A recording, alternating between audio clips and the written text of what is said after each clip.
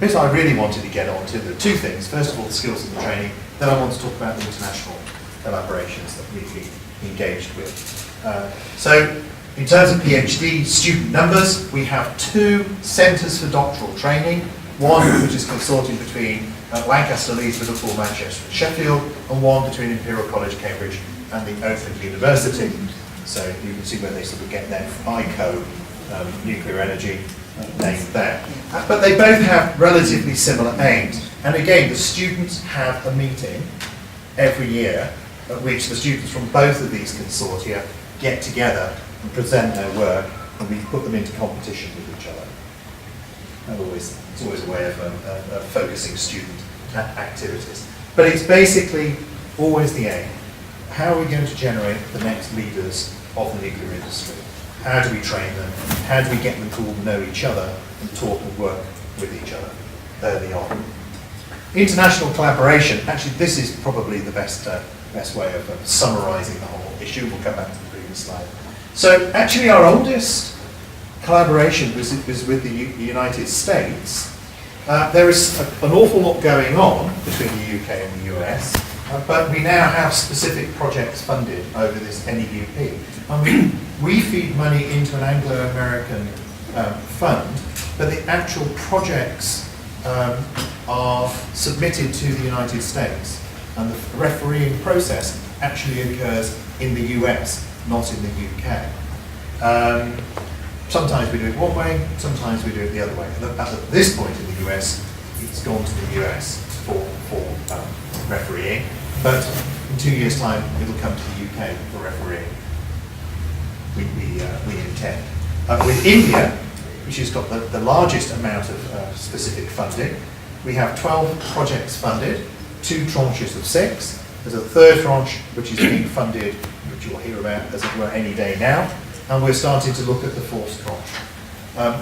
Of course, with India, there is an additional step because they are signatories of the Non-Proliferation Treaty, and as a consequence of that, we have a Standpipe. All the projects have to go through export control assessments, which they don't with the US. That's actually not been an impediment.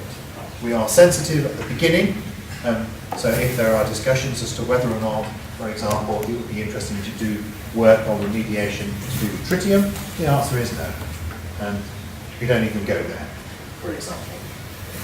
Can I ask you here regarding the policy of India? India did not sign the NPT. That's right. And from international point of view, there should not be any cooperation with India in civil programs or anything. However, the Americans made a deal with them in 2005. Yep. I don't know what the stand of the UK. Similar. It's similar.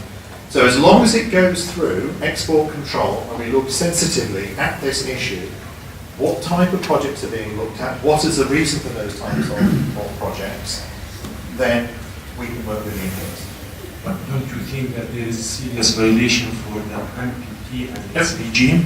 No, I don't think there's a serious violation. And in fact, my personal opinion is that we will have a series, a tranche of individuals who will work together, who will know each other, who will trust each other, who will have grown up scientifically together, who, in another 20 years' time, will find it much easier to have a full and frank, good conversation with each other. So my personal opinion is that this will help the whole non-proliferation agenda. This would be the future with Iran. Sorry? This would be the future with Iran. But Iran's signed the NPT and has not broken it yet. So, you know, I mean, I'm missing the conversation. What's wrong with Iran? Sorry, that's a good one. There's nothing wrong with Iran.